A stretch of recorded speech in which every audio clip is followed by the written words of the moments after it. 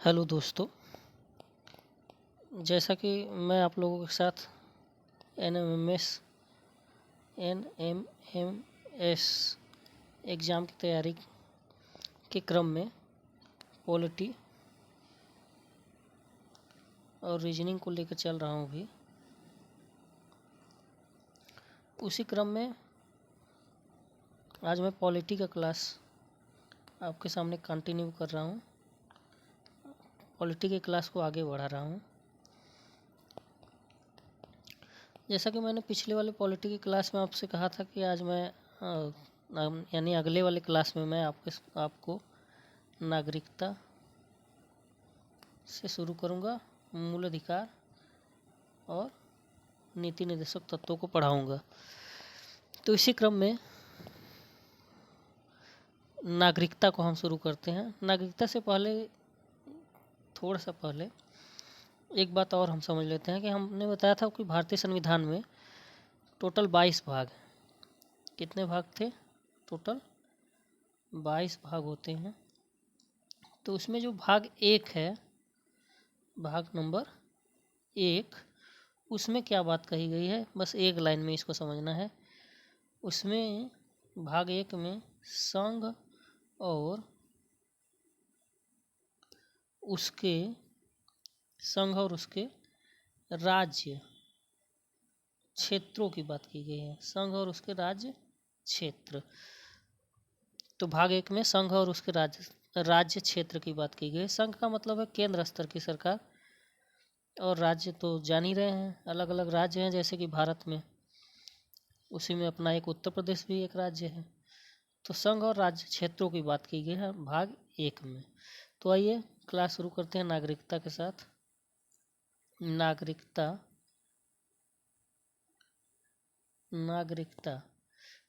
सबसे पहली बात तो ये है कि नागरिकता भारत के संविधान के भाग 2 में है। पहली बात, नागरिकता जो है वो भारत के संविधान में किस भाग में है? भाग 2 में। और अनुच्छेद कहाँ से कहाँ तक है?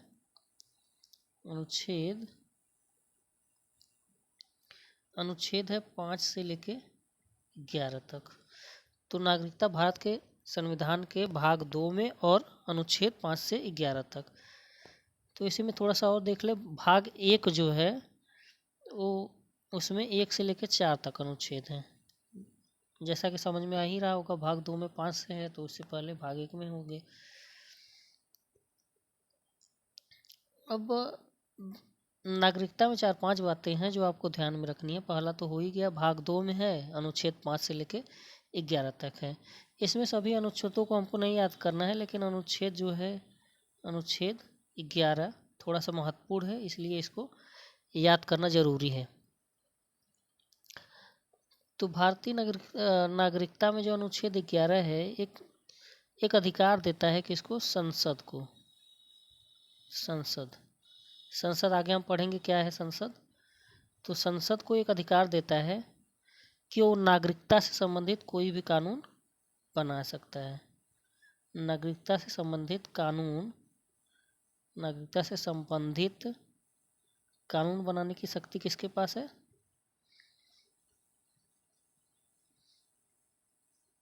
संसद के पास है। और ये बात किस अनुच्छेद में कही गई है? अनुच्छेद 11 में। थोड़ा सा महत्वपूर्ण था इसीलिए बता दिया। अब भारत में जो नागरिकता है वो सबसे पहले तो हमने पिछले वाली वीडियो में आपको बताया था, भारत में कैसी नागरिकता है? एकल नागरिकता है। एकल नागरिकता। और हमने ये भी बताया था कि कहाँ से लिया गया है एकल नागरिकता। तो ब्रिटेन के संविधान से लिया गया है। यानी ब्रिटेन में भी एकल नागरिकता है। ब्रिटेन मतलब इंग्लैंड। ब्रिटेन में भी एकल नागरिकता है। एकल नागरिकता का थोड़ा सा मतलब समझ लेते हैं। एकल नागरिकता का मतलब थोड़ा सा समझ लेते हैं। जैसा कि हम जानते हैं हमारे देश में केंद्र है और उसके नीचे ढेर सारे राज्य हैं। यानी ढेर सारे राज्यों को मिला के केंद्र बना हुआ है। तो हमारे यहाँ नागरिकता है जो है भारत की नागरिकता है। हम किसी भी कहते हैं कि भारत का नागरिक है, ये नहीं कहते कि उत्तर प्रदेश का नागरिक है। यानी भारत में किसी प्रदेश की नागरिकता नहीं होती है। भारत में किसी प्रदेश की नागरिकता नहीं होती है, किसी राज्य की नागरिकता नहीं होती है। किसकी नागरिकता होती है? केंद्र की, यानी भारत की। तो इसीलिए कहा जाता है कि भारत में कैसी नागरिकता है? एकल नागरिकता, यानी भारत में केवल भारत के नागरिक होते हैं, किसी राज्य के नागरिक नहीं होते हैं। जबकि अमेरिका में दो तरीके की नागरिकता होती है। अमेरिका में दोहरी नागरिकता होती है। अमेरिका में कैसी होती है? दोहरी नागरिकता है। वहाँ अमेरिका का भी नागरिक होगा, अमेरिका का नागरिक, और साथ में वहाँ जो राज्य हैं वहाँ का भी नागरिक होगा। दो तरीके का उनको आइडेंटिटी कार्ड मिलता है। अमेरिका में राज्य अमेरिका का नागरिक होता है, साथ में उसके जो केंद्र शासित उसके जो राज्य क्षेत्र हैं वहाँ का भी नागरिक होता है। अब हम देखते हैं भारत में नागरिकता कितने प्रकार से मिलती है। महत्वपूर्ण है, 5 प्रकारों से मिलती है। भारत में नागरिकता कितने प्रकारों से मिलती है? टोटल 5 प्रकारों से। पहला है जन्म से, दूसरा है वंश परंपरा से, दूसरा क्या है? वंश परंपरा से। तीसरा है पंजीकरण द्वारा।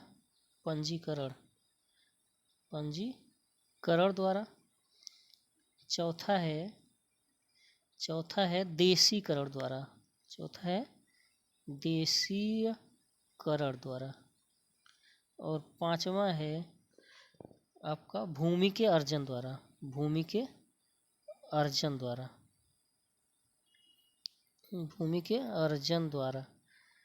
थोड़ा थोड़ा समझ लेते हैं इनके बारे में। जन्म के आधार पे, यानी कि किसी बच्चे का जन्म यदि भारत में होता है और उसके माता पिता में से कोई एक भारत का नागरिक है तो जन्म के आधार पर उसको भारत का नागरिकता मिल जाएगी।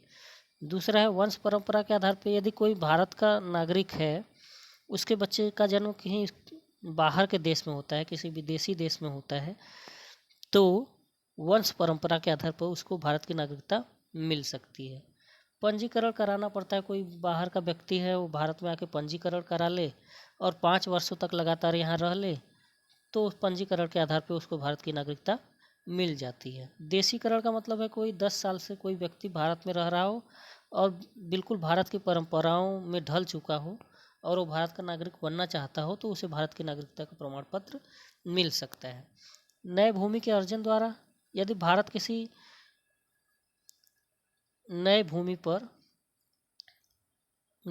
को अपने में मिला ले, किसी देश पर आक्रमण करके जीत ले कुछ क्षेत्र, तो उसको जब अपने देश में मिलाएगा तो वहाँ के रहने वाले जो नागरिक होंगे वो स्वतः ही भारत के नागरिक हो जाएंगे। तो भारत में नागरिकता कितने प्रकारों से मिलती है? 5 प्रकारों से। रिवीजन कर लेते हैं एक बार।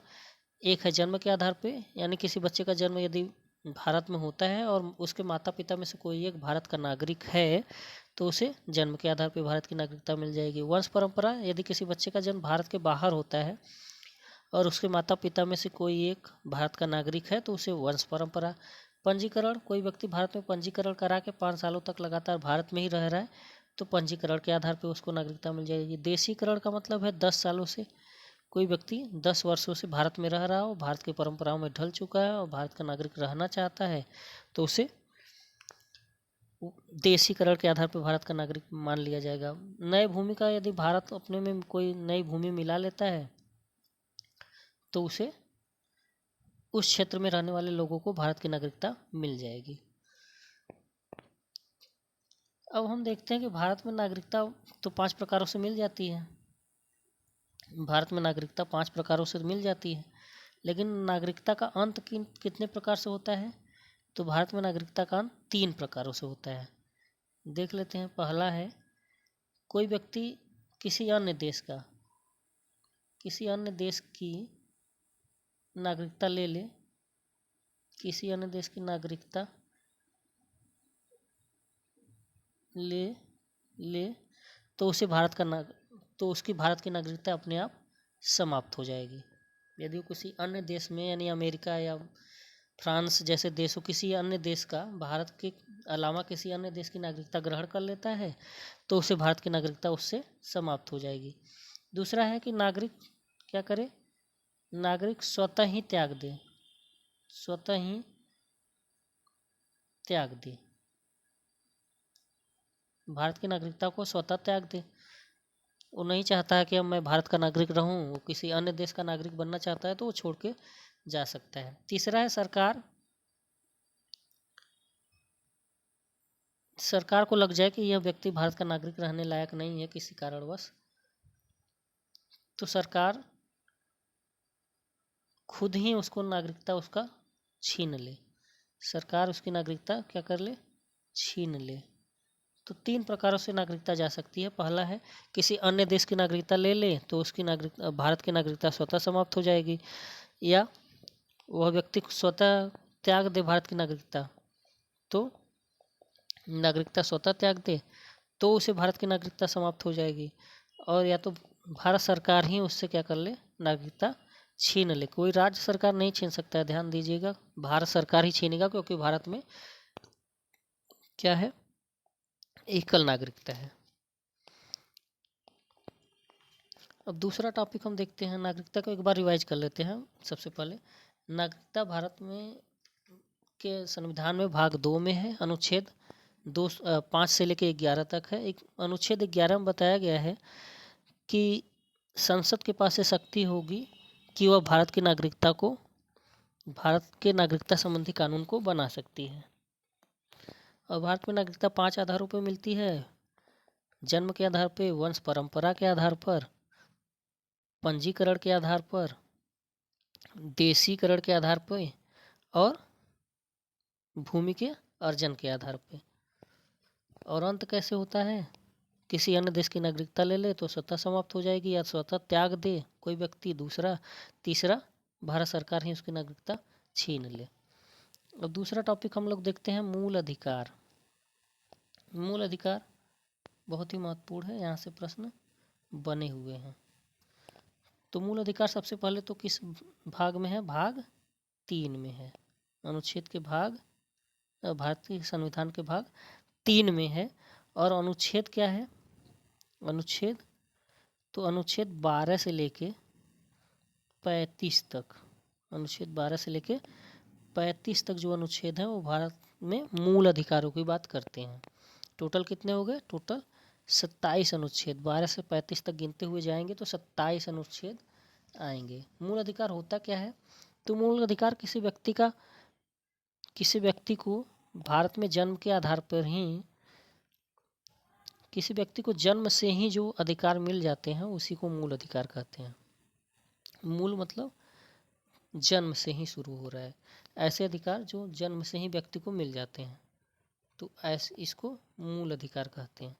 मूल अधिकार की जो प्रक्रिया है वो, सबसे पहले मूल अधिकार किस देश में आया, अगर प्रश्न पूछ ले आपसे, मूल अधिकार सबसे पहले किस देश में आया, तो इंग्लैंड में, ब्रिटेन में सबसे पहले 1215 ईस्वी में, 1215 ईस्वी से ही मूल अधिकार वहाँ पे शुरू हो गया था। लेकिन एक बात ध्यान रखिए कि हमने जो मूल अधिकार लिया था वो मूल अधिकार हमने कहाँ से लिया है, मूल अधिकार जो हमारे संविधान में लिया गया है, पीछे हमने पढ़ा है, रिवाइज कर लीजिए। मूल अधिकार जो हमारे संविधान में लिया गया था वो कहाँ से लिया गया था, अमेरिका के संविधान से। और हमने अभी बताया कि अमेरिका के संविधान से लिया गया था। अभी बताया कि सबसे पहले मूल अधिकार कहाँ पे आया था, तो ब्रिटेन में। सबसे पहले मूल अधिकार कहाँ आया था, ब्रिटेन में। अच्छा, मूल अधिकार से संबंधित 2-3 बातें और देख लेते हैं, फिर आगे बढ़ते हैं। मूल अधिकार किसी व्यक्ति को जन्म से ही मिल जाते हैं, जैसा कि मैंने बताया। और मूल अधिकार न्याय योग्य हैं, मूल अधिकार न्याय योग्य हैं। न्याय योग्य का मतलब है कि किसी व्यक्ति का यदि मूल अधिकार छीना जा रहा है तो वो न्यायालय में, यानी कोर्ट में जा सकता है, तो इसीलिए इसको कहते हैं मूल अधिकार न्याय योग्य है। और इसका प्रहरी किसको बनाया गया है, प्रहरी का मतलब इसकी देखभाल करने की जिम्मेदारी, यानी किसी व्यक्ति के मूल अधिकार को छीना न जाए इसको देखने की जिम्मेदारी किसको दी गई है, सुप्रीम कोर्ट को, उच्चतम न्यायालय को, हिंदी में कहें तो उच्चतम न्यायालय।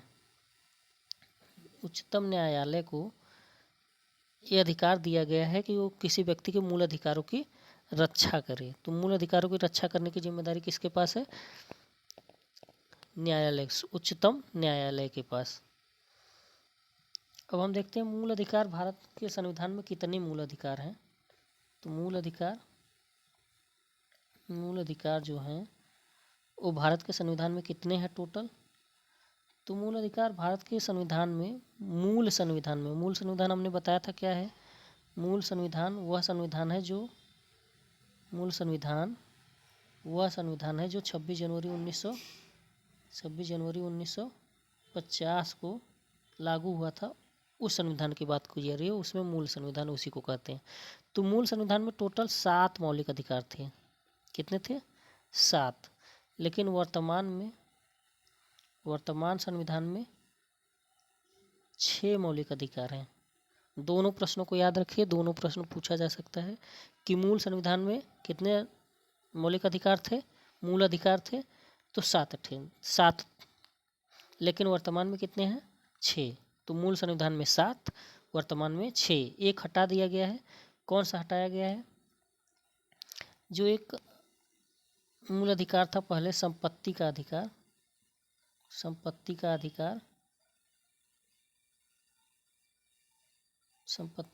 जो अनुच्छेद 31 में था।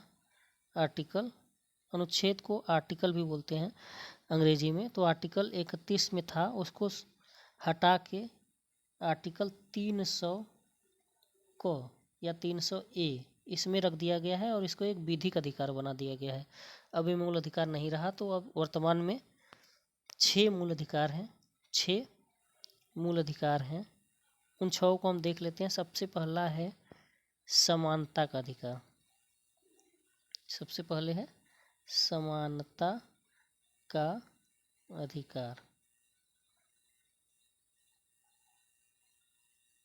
समानता का अधिकार सबसे पहला है। और समानता का अधिकार जो है वो अनुच्छेद 14 से लेके 18 तक है। अनुच्छेद 14 से लेके 18 तक है। समानता के अधिकार में एक अनुच्छेद जो है अनुच्छेद 17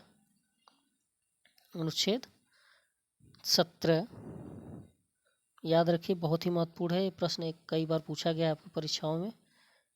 तो समानता का अधिकार सबसे पहले तो 6 मूल अधिकारों में पहला मूल अधिकार कौन सा है? समानता का अधिकार। और समानता के अधिकार में भी अनुच्छेद जो 17 है, 14 से लेकर 18 तक है।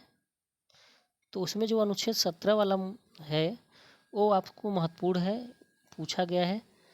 अस्पृश्यता का अंत करता है। ये अस्पृश्यता का अंत करने की बात करता है। तो अनुच्छेद 17 वाला मूल अधिकार अस्पृश्यता की अंत की बात करता है। अस्पृश्यता का मतलब होता है छुआछूत, जो अपने देश में शुरू में काफ़ी विकसित अवस्था में हो चुका था। उसी को समाप्त करने के लिए अनुच्छेद 17 को जोड़ा गया है मूल अधिकारों में।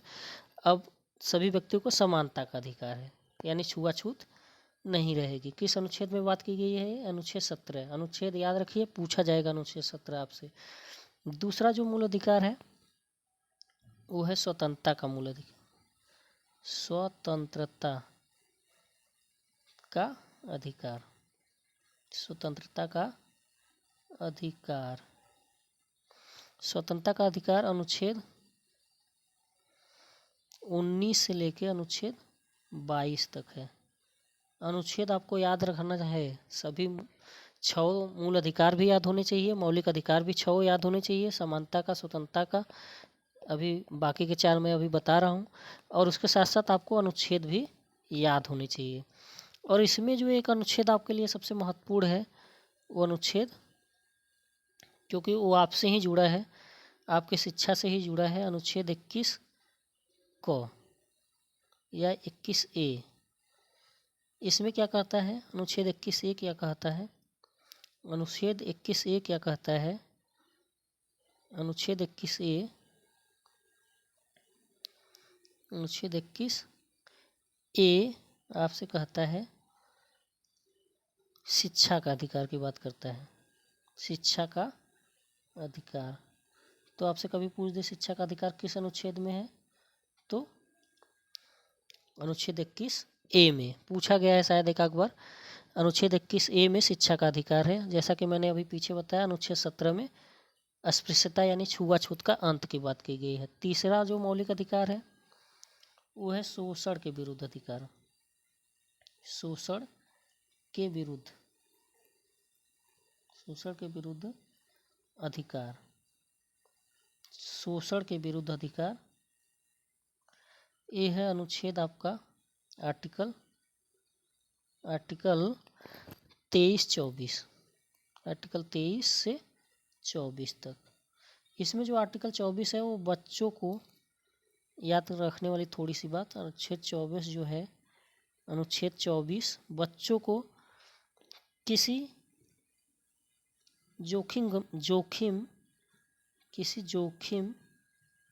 जोखिम भरे कामों में न लगाने से है। यानी किसी बच्चे को जोखिम भरे काम में, यानी किसी फैक्ट्री में 14 साल से कम उम्र के बच्चों को, याद रखिए 14 वर्ष से कम उम्र के बच्चे को किसी जोखिम भरे फैक्ट्री में या गोदाम में, इस तरीके की चीज़ों में नहीं लगाया जाएगा। या किस अनुच्छेद में बात की गई? अनुच्छेद 24 में। तो शोषण के विरुद्ध अधिकार अनुच्छेद 23-24 है और उसमें भी 24 बच्चों से संबंधित है।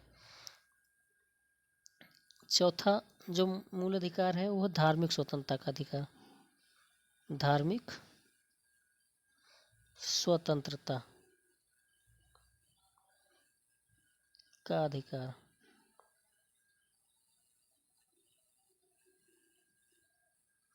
धार्मिक स्वतंत्रता का अधिकार, धार्मिक स्वतंत्रता का अधिकार जो है वो अनुच्छेद 25 से लेके 28 तक है। अनुच्छेद 25 से लेके 28 तक। जैसा कि हम जानते हैं भारत में कई सारे धर्म हैं, तो सभी धर्मों को स्वतंत्रता मिले अपने तरीके से जीने का, रहने का, अपने धर्म के पालन करने का। इसीलिए इसको मूल अधिकार में जोड़ दिया गया है ताकि किसी का धर्म से संबंधित चीज़ों का बंधन न बनाया जा सके। पांचवा जो मौलिक अधिकार है वो है संस्कृति एवं शिक्षा संबंधी अधिकार। संस्कृति एवं शिक्षा संबंधी अधिकार। संस्कृति और शिक्षा संबंधी अधिकार ये अनुच्छेद 29 और 30 में है। जैसा कि हम लोग जानते हैं भारत में कई तरीके की संस्कृतियां हैं, सबका रहन सहन है, तो उसी को बचाने के लिए, उसको जिंदा रखने के लिए इस तरीके की बातें मूल अधिकार में की गई हैं। और आपके लिए जो एक छठा मौलिक अधिकार है वो बहुत ही महत्वपूर्ण है, संवैधानिक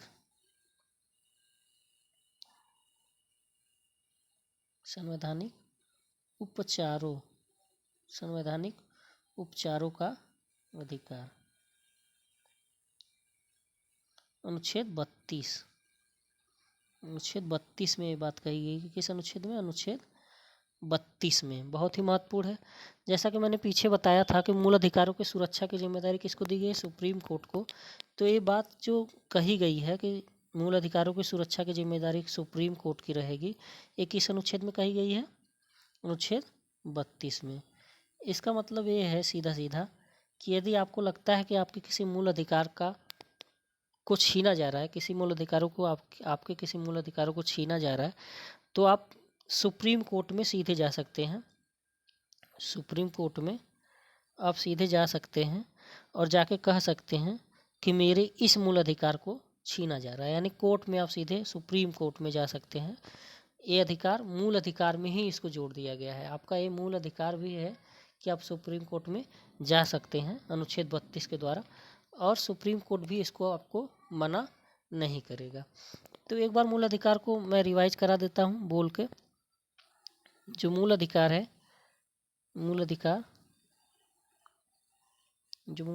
है, वो सबसे पहले तो भारत के संविधान के भाग 3 में है। दूसरा जो मूल अधिकार है वो भारत के संविधान के भाग 3 में है, अनुच्छेद 12 से 35 तक है। सबसे पहले कहाँ से शुरू हुआ? ब्रिटेन से। सबसे पहले मूल अधिकार कहाँ शुरू हुआ? ब्रिटेन। हमने कहाँ से लिया है? अमेरिका से। हमारे संविधान में कहाँ से लिया गया है? अमेरिका से। टोटल कितने मूल अधिकार हैं? 6 हैं। भारत के संविधान में वर्तमान में, मूल संविधान में कितने थे? 7 थे। 7 थे, 7 थे। और टोटल 6 जो मूल अधिकार हैं उसमें पहला है स्वतंत्रता का अधिकार, अनुच्छेद 14 से लेकर 18 तक। उसमें अनुच्छेद 17 आपको याद रखना है। इसमें अस्पृश्यता अस्पृश्यता का अंत की बात की गई है, यानी छुआछूत को, जो छुआछूत है उसको समाप्त करने की बात की गई है। इसलिए मैं बार बार बता रहा हूँ कि ये परीक्षा में 2-3 बार पूछा गया है। तो जो समानता का अधिकार है, सबसे पहले किसकी अधिकार है? कौन सा? समानता का। और समानता का अधिकार अनुच्छेद 14 से लेकर 18 तक है। इसमें जो 17वां है वो है अस्पृश्यता का अंत की बात करता है। दूसरा है स्वतंत्रता का अधिकार, स्वतंत्रता का अधिकार और एक अनुच्छेद 19 से लेके 22 तक है। इसमें भी हमने आपको बताया था कि अनुच्छेद 21 क ये क्या है? शिक्षा का अधिकार। शिक्षा का अधिकार ये भी एक मूल अधिकार है। किस अनुच्छेद में? अनुच्छेद 21 क में। इसी प्रकार से तीसरा क्या था? तीसरा था शोषण के विरुद्ध अधिकार। शोषण के विरुद्ध अधिकार, उसमें हमने बताया था आर्टिकल 24। शोषण के विरुद्ध अधिकार आर्टिकल 23 और 24 है। शोषण के विरुद्ध अधिकार आर्टिकल 23 और 24 में है। और उसमें भी मैंने बताया था कि आर्टिकल 24 जो है वो बच्चों को किसी जोखिम भरे काम में न लगाने से है संबंधित है, यानी बच्चों को किसी जोखिम भरे काम में नहीं लगाया जाएगा, ऐसा उनका अधिकार है, मूल अधिकार है बच्चों का। अगला है धार्मिक स्वतंत्रता का अधिकार, जो चौथा वाला है। धार्मिक स्वतंत्रता यानी कि भारत में जो अलग अलग धर्म है वो अपने तरीके से अपने धर्म का पालन करेंगे, अपने तरीके से पूजा पाठ करेंगे। इन सब की स्वतंत्रता की बात की गई है अनुच्छेद 25 से लेके 28 तक में। कौन सा स्वतंत्रता? धार्मिक स्वतंत्रता। इसी प्रकार से 5वां जो है वो है संस्कृति और शिक्षा संबंधी, अनुच्छेद 29-30। संस्कृति और शिक्षा संबंधी अनुच्छेद 29-30। और जो छठा है हमने बताया संवैधानिक उपचारों का अधिकार, यानी कि आपके किसी मूल अधिकार को छीना जा रहा है तो आप सीधे सीधे कहाँ चले जाएंगे? संवैधानिक उपचार करा लेंगे। संवैधानिक उपचारों का अधिकार एक सबसे पहले ये अनुच्छेद 32 में है। और यदि आपको लगता है कि आपके मूल अधिकार को छीना जा रहा है तो इसी अनुच्छेद 32 के तहत आप कहाँ चले जाएंगे? सुप्रीम कोर्ट में चले जाएंगे और जाके कहेंगे कि मेरे इस मूल अधिकार का हनन हो रहा है, तो सुप्रीम कोर्ट उसको देखेगा, अपने स्तर से उसकी सुनवाई करेगा। तो ये हो गया आपका मूल अधिकार।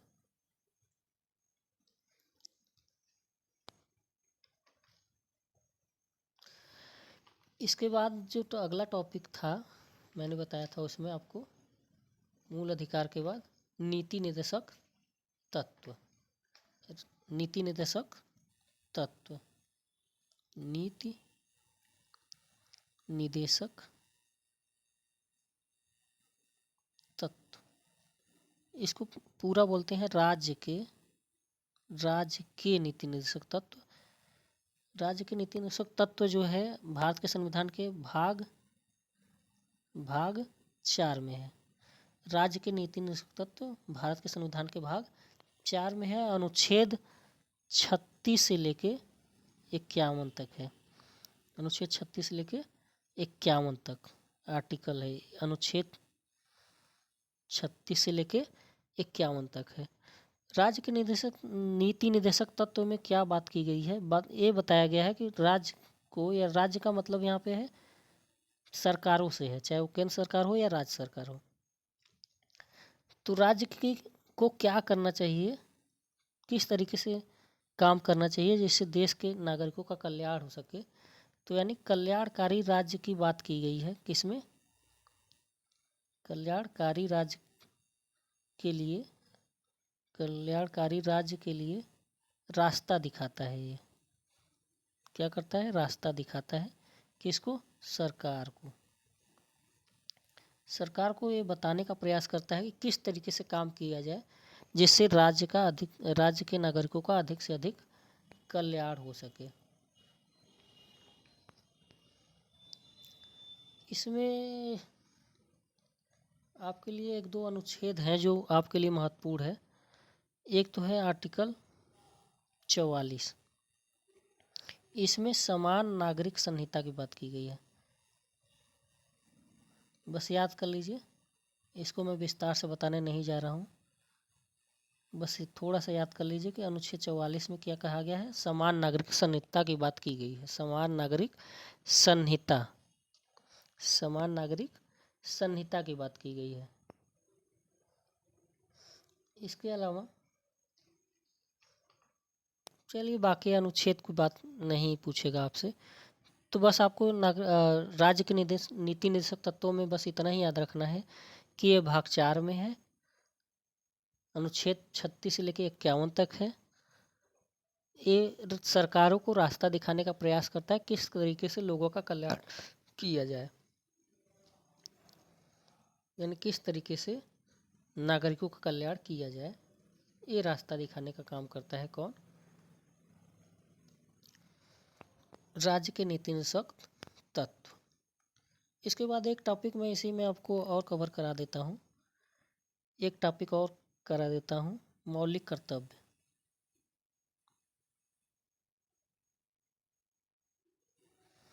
एक टॉपिक और करा देता हूँ, मौलिक कर्तव्य। छोटा सा टॉपिक है, 4-5 मिनट लगेगा, लेकिन यहाँ से भी प्रश्न पूछे जाने की संभावना रहती है। मौलिक कर्तव्य, जैसा कि अभी पीछे मैंने पढ़ा, हम लोग पढ़े मौलिक अधिकार। तो मौलिक अधिकार जब हमको अधिकार मिल रहा है तो कुछ हमारा कर्तव्य भी होगा देश के प्रति। तो इसी के लिए मौलिक कर्तव्य को बाद में, मूल संविधान में नहीं था, ये ध्यान रखिएगा। मूल संविधान में मौलिक कर्तव्य नहीं था। मूल संविधान में मौलिक कर्तव्य नहीं था। इसको लाया गया 1976 में। 42वां संविधान का संशोधन किया गया। संविधान में थोड़ा बहुत संशोधन किया गया। 42वें संविधान संशोधन द्वारा इसको लाया गया। 42वां संविधान संशोधन करके 1976। तो याद रखना है कि मौलिक कर्तव्य जो है वो भारत के संविधान में, मूल संविधान में नहीं था। इसको बाद में लाया गया 42वां संविधान संशोधन 1976 द्वारा। तो क्वेश्चन ये पूछता है कि जो मूल कर्तव्य है, मूल संविधान में कितना था? तो मूल संविधान में एक भी नहीं था मौलिक कर्तव्य। मूल संविधान में था ही नहीं, लाया गया 1976 में। किस समिति की सिफारिश पे ये क्वेश्चन पूछा जा सकता है? तो स्वर्ण सिंह समिति। स्वर्ण सिंह एक व्यक्ति थे, इनकी अध्यक्षता में कुछ लोगों की टीम बना के उनसे पूछा गया, जांच करने के लिए कहा गया, तो उन्होंने सुझाव दिया कि हाँ, इसको भारत के संविधान में जोड़ दिया जाए। तो इन्हीं समिति के सुझाव पर 42वां संविधान संशोधन किया गया 1976 में और मूल कर्तव्य को जोड़ दिया गया। तो क्योंकि बाद में जोड़ा गया है, इसलिए संविधान के भाग किस भाग में है? ये भाग 4 क में है। भाग 4 क में, किसमें? भाग 4 क में। और अनुच्छेद क्या है, किस अनुच्छेद में है? तो अनुच्छेद 51 क में। यानी कि जब मूल कर्तव्य भारत के संविधान में तो था नहीं, स्वर्ण सिंह समिति ने सुझाव दिया, कहा कि मूल कर्तव्य को भी भारत के संविधान में जोड़ना चाहिए। तो 1976 में 42वां संविधान संशोधन किया गया। 42वां संविधान संशोधन किया गया 1976 में और मूल कर्तव्य को भारत के संविधान में जोड़ दिया गया। कहाँ जोड़ा गया? भाग 4 क में और अनुच्छेद 51 क में। तो जब जोड़ा गया तो कितने जोड़े गए? मूल कर्तव्य कितने जोड़े गए? मूल कर्तव्य कितने जोड़े गए? तो शुरू में 10 जोड़े गए थे। कितने जोड़े गए? जब 1976 में जोड़ा गया तो कितना था? 10। वर्तमान में कितने हैं? 11। वर्तमान में वर्तमान में वर्तमान में कितने हैं? 11। यानी एक बढ़ा है, तो एक कब बढ़ा? एक जो बढ़ा वो 86वां संविधान संशोधन द्वारा 86वें संविधान संशोधन द्वारा 2002 में 86वें संविधान संशोधन द्वारा 2002 में जोड़ दिया गया। 86वें संविधान संशोधन द्वारा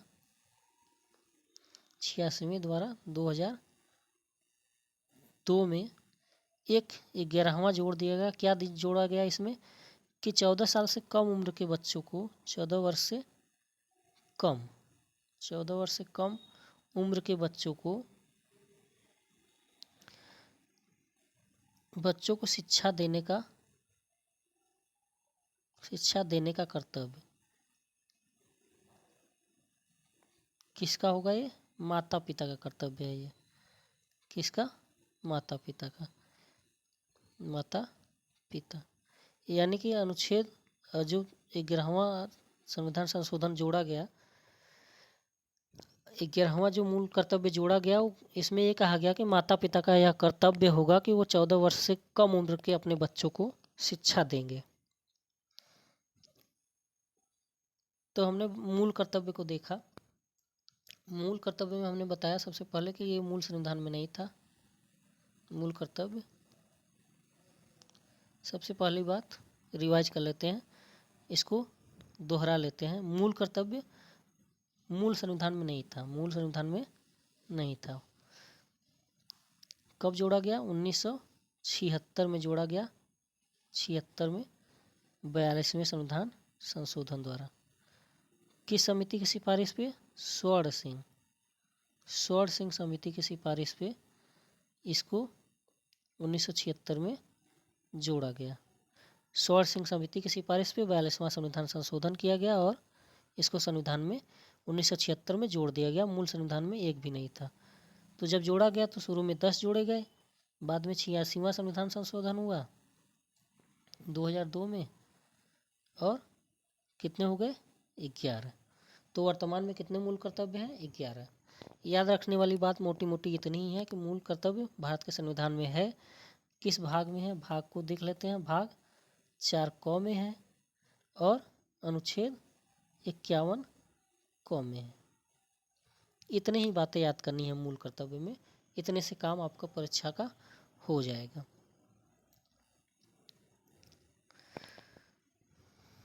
तो बच्चों, आज के क्लास में हमने नागरिकता देखा,